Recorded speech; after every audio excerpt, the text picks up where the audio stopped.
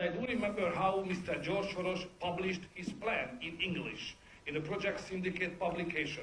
It was done 2015, September 26.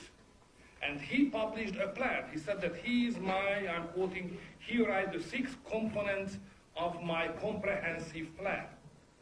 I just quote 2 or 3 points of that. First is, he said very clearly, 2015, that, quoting again, EU has to accept at least 1 million asylum seekers annually.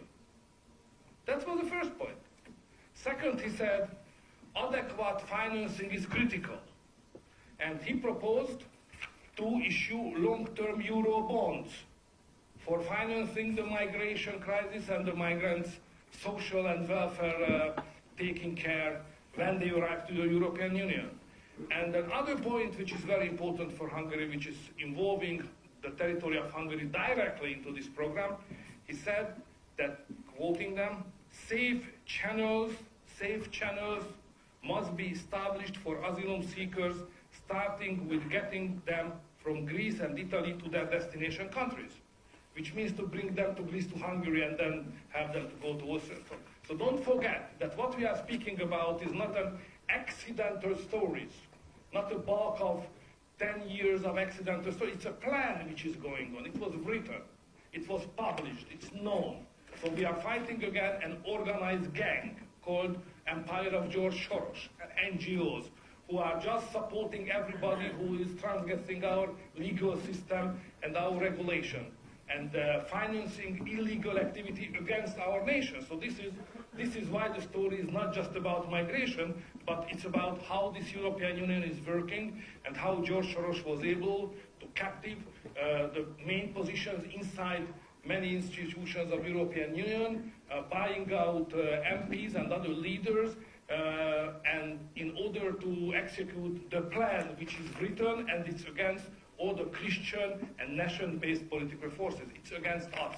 It's about how to change Europe and how to eliminate and push aside all the Christian, conservative, national-based political leaders and voters from the European Union decision-making bodies. So this is the migration about, not just about migration. Sorry for it. She is the first person, the only person in California's history to run with no Republican opponent for U.S. Senator.